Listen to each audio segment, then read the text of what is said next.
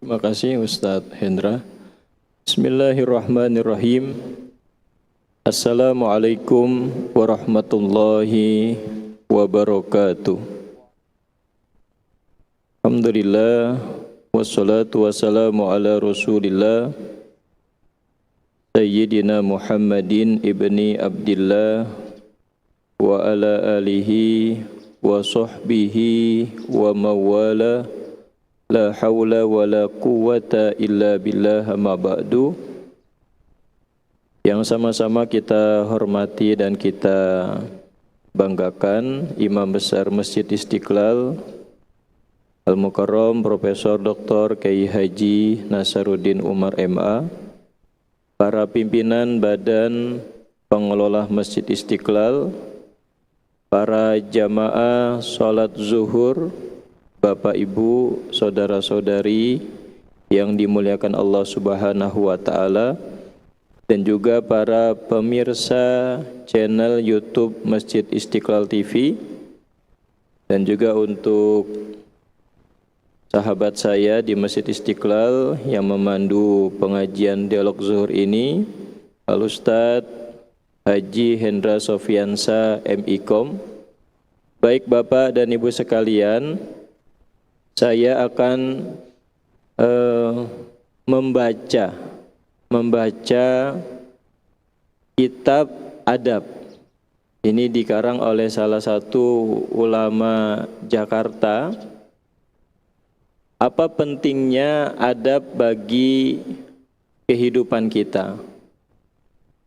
Kalau kita melihat fungsi dari iman itu menjaga keyakinan kepada sesuatu yang maha besar, yang maha esa, yaitu Allah Subhanahu wa taala, dan juga iman itu meyakinkan diri kita bahwa Nabi Muhammad adalah penutup risalah, penutup kenabian.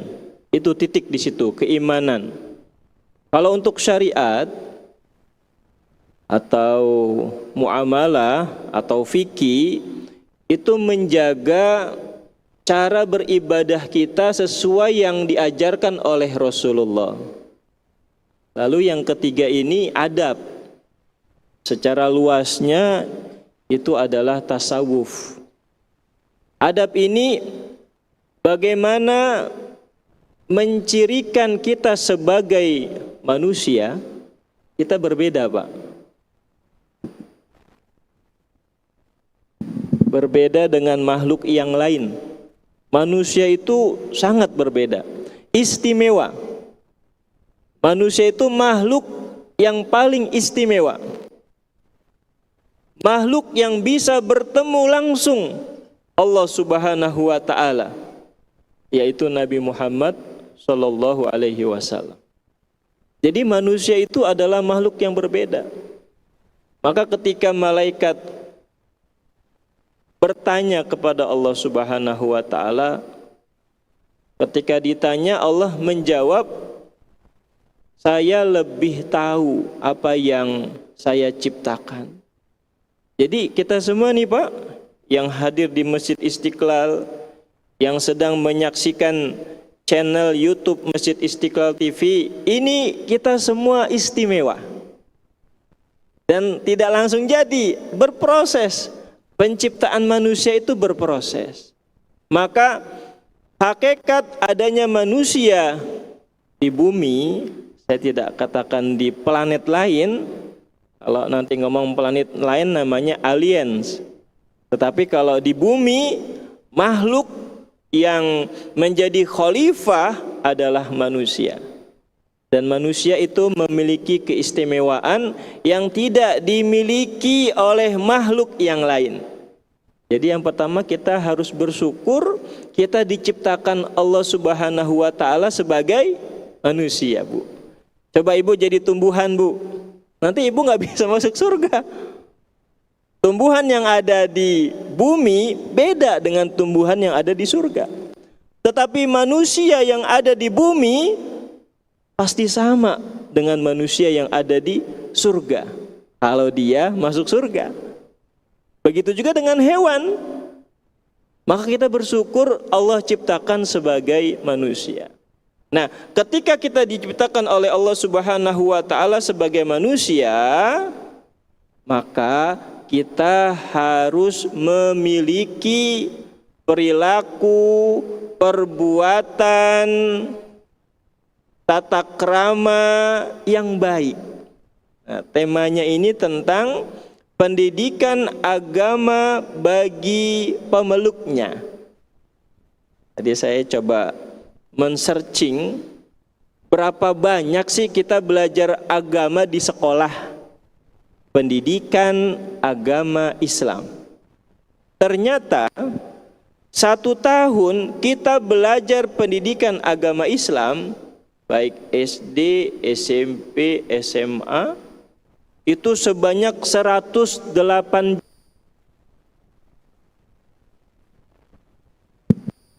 tahun.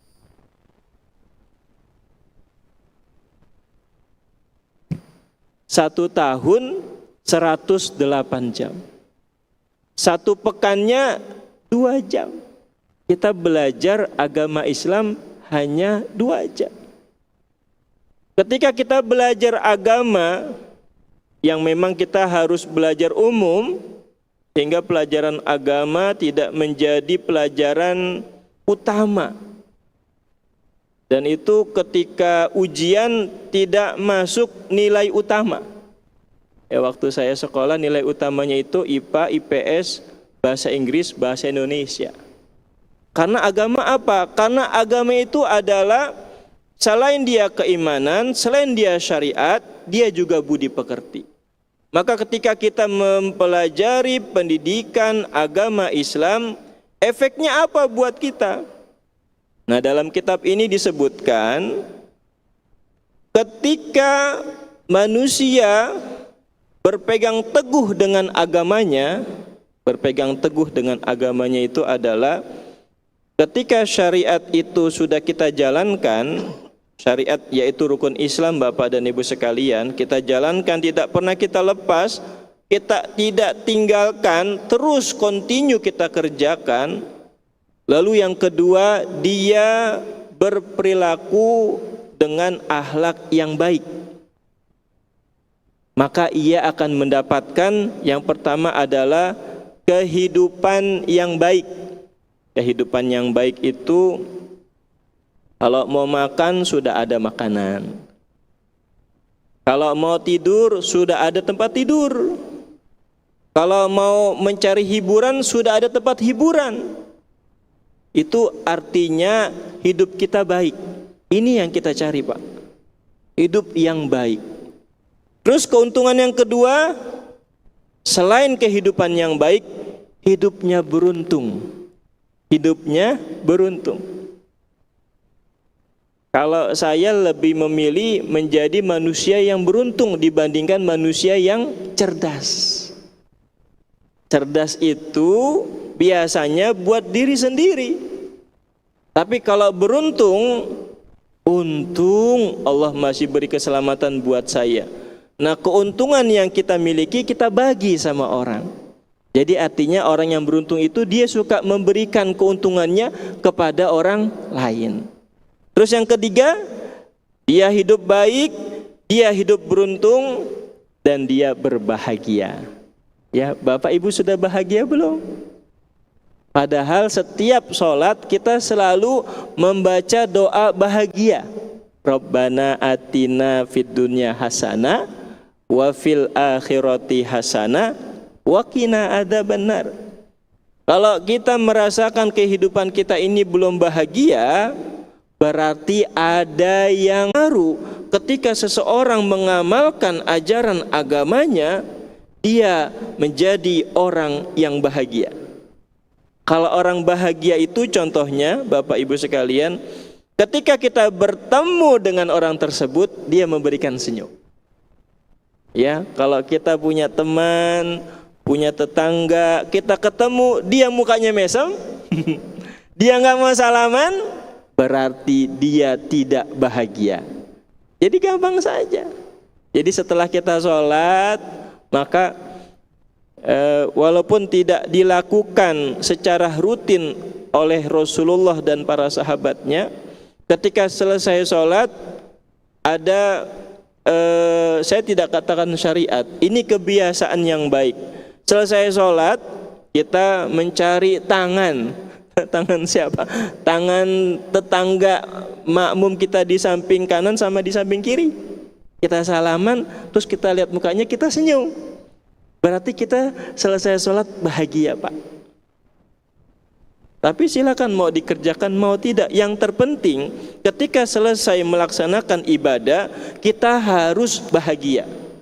Selesai sholat harus bahagia, karena doanya hasanah, doanya meminta kepada Allah Subhanahu wa Ta'ala kebahagiaan. Nah, dari ketiga tersebut yang akan kita dapatkan dari kitab yang saya baca, kalau hidupnya baik, hidupnya beruntung, hidupnya bahagia, maka dia akan mendapatkan badannya sehat. Jadi orang bahagia itu badannya sehat. Jadi kalau orang sakit-sakitan, maaf ya, orang yang sakit-sakitan berarti dia nggak bahagia dengan hidupnya. Aduh, jantungan. Ternyata jantungan itu suka ngagetin orang, ngagetin orang dengan sesuatu yang membuat orang itu jadi sengsara, menyusahkan orang lain, itu membuat badan kita nggak sehat. Ya kita harapkan kesehatan. Bapak Ibu sekalian, kalau mau sholat badannya sehat bahagia. Coba kalau mau sholat, mau duduk iftiros atau duduk tawaruk aja nggak bisa. Jadi saya ada teman di salah satu masjid. Teman saya ini punya ayah angkat, itu kalau sholat itu susah duduk tawaruk sama duduk iftiros. Jadi dia menggunakan bangku, sholat pakai bangku. Jadi dia lakukan terus ketika bulan Ramadan itu qiyamul lail.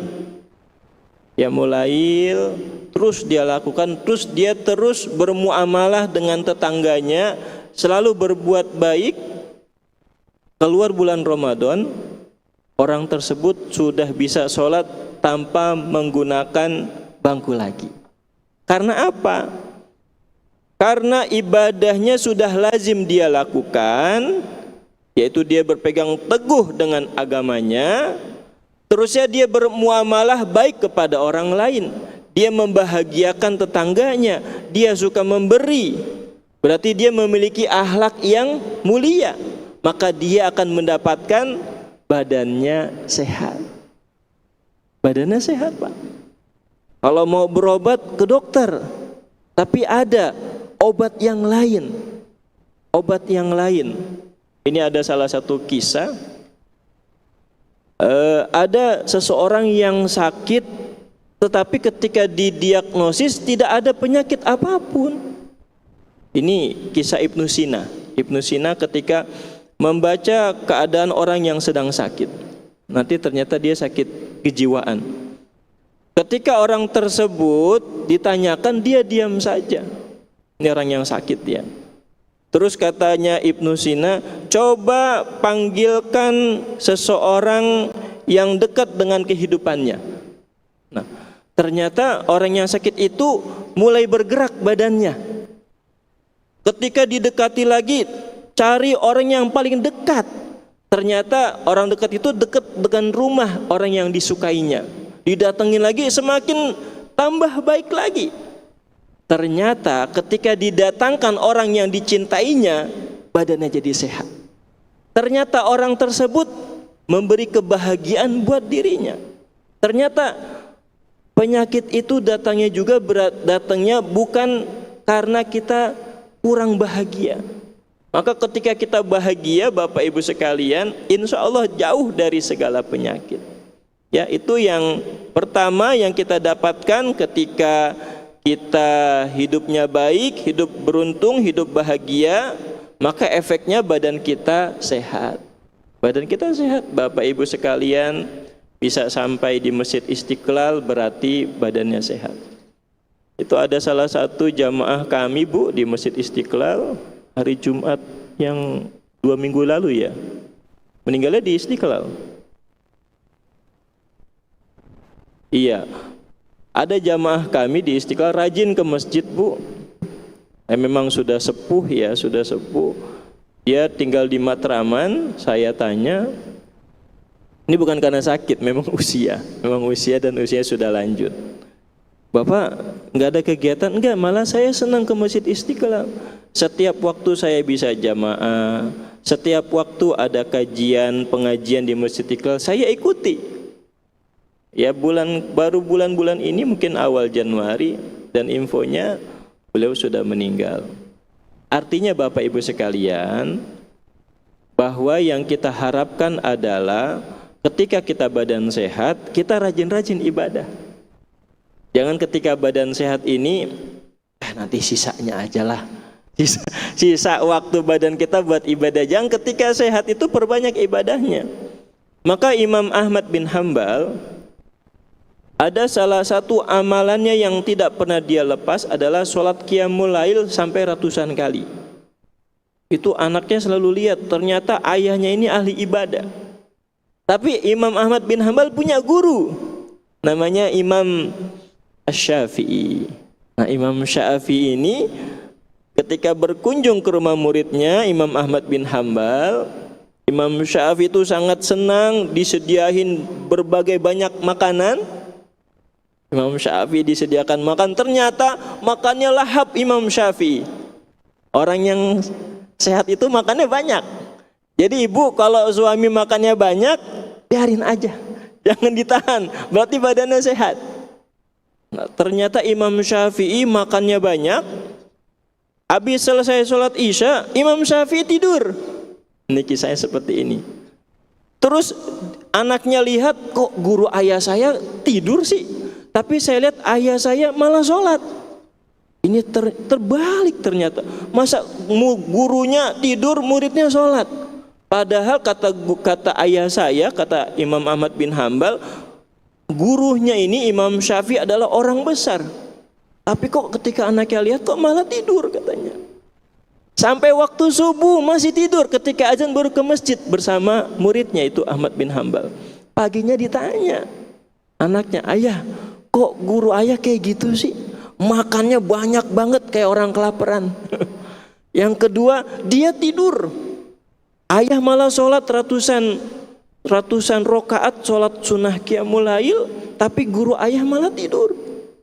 Terus selesai tidur langsung ke masjid, kagak wudu. Ditanyalah Imam Ahmad bin Hambal kepada gurunya, tanyalah kepada gurunya Imam Syafi'i, wahai guru, kata anak saya nih, guru makannya lahap, terusnya malamnya tidak qiyamul lail, terus paginya guru langsung ke masjid enggak wudu. Begitu Pak. Ternyata orang yang ahli ibadah, di atasnya ada lagi namanya orang alim. Nah, kealiman Imam Syafi'i terlihat di sini. Imam Syafi'i menjawab, ini tanda orang sehat ya Bu. Ketika badannya sehat dia banyak makan. Makan itu artinya diatur. Dia tetap menjaga tata cara makan, tetapi semuanya dirasakan. Karena ketika Bapak Ibu datang ke rumah seseorang disediakan makan, ketika kita semua mencicipi, itu tuan rumahnya senang. Tuan rumahnya senang, apalagi yang datang adalah gurunya. Dijawablah Imam Syafi'i, kenapa aku memakan makanan yang kau sediakan? Imam Syafi'i, karena makanan dari yang halal itu obat buat saya.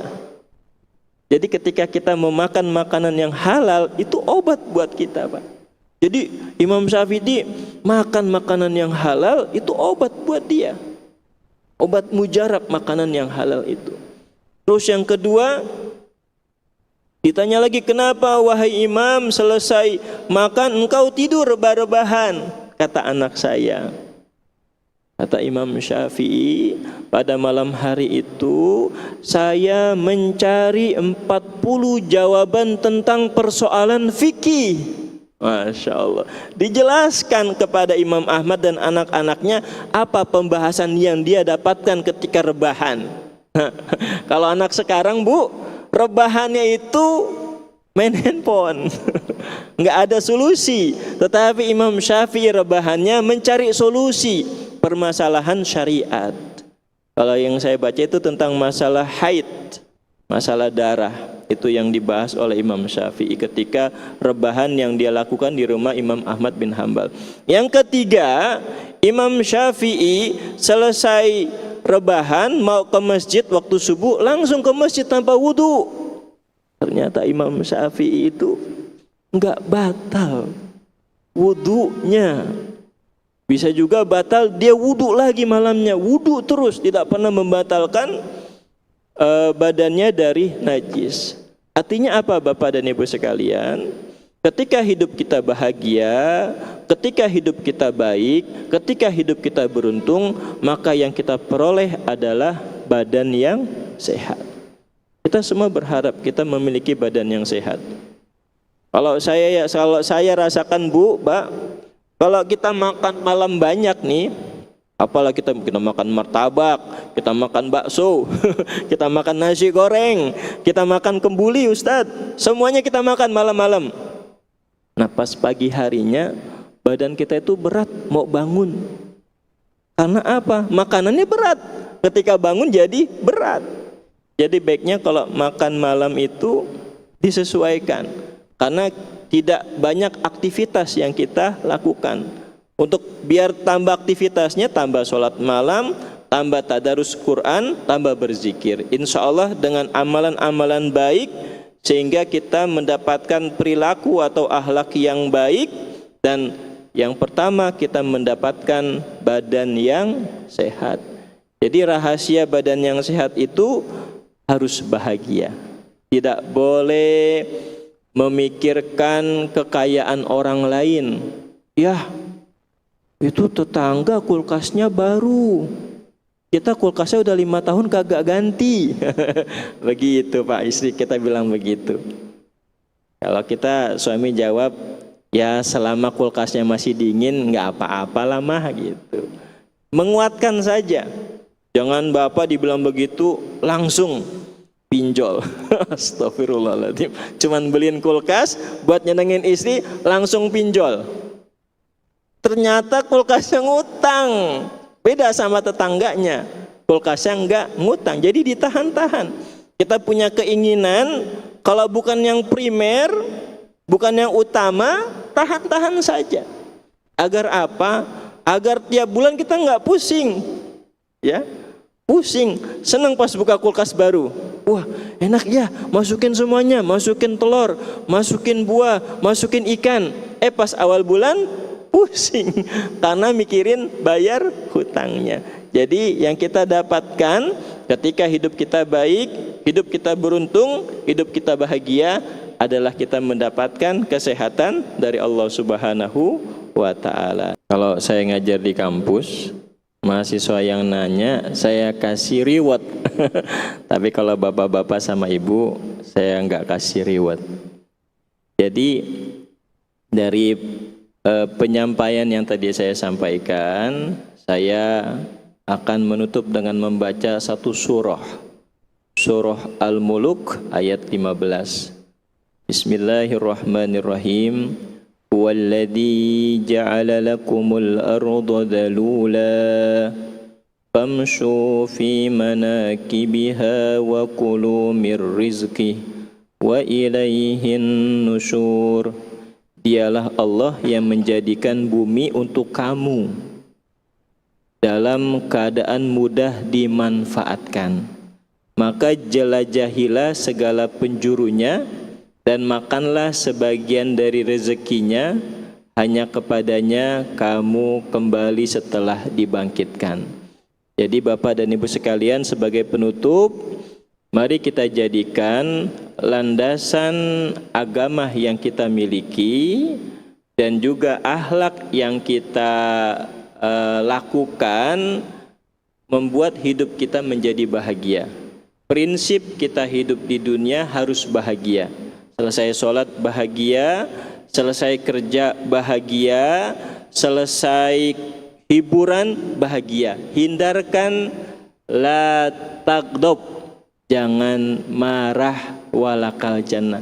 Ketika kita nggak marah, maka balasannya adalah surga. Insya Allah menjauhi sifat marah, menjauhi sifat sesuatu yang merusak akan membahagiakan kehidupan kita di dunia dan kehidupan kita di akhirat kelak. Amin, amin ya rabbal alamin. Al-Fatihah. A'udzubillahi minasyaitonirrajim. Bismillahirrahmanirrahim. Alhamdulillahi rabbil alamin. Ar-Rahmanirrahim. Maliki yaumiddin. Iyyaka na'budu wa iyyaka nasta'in. Ihdinas siratal mustaqim. Siratal ladzina an'amta 'alaihim ghairil maghdubi 'alaihim waladdallin. Amin. Wa'fanna ya karim birahmatika ya arhamar rahimin irhamna. Allahumma bihaqqil Fatihah wa bisirril Fatihah wa bikaramatil Fatihah iftah lana abwabal khair واختم علينا والحاضرين من أحسن أهل الخير دعواهم فيها سبحانك اللهم وتحيتهم فيها سلام وآخر دعواهم أن الحمد لله رب العالمين. Terima kasih.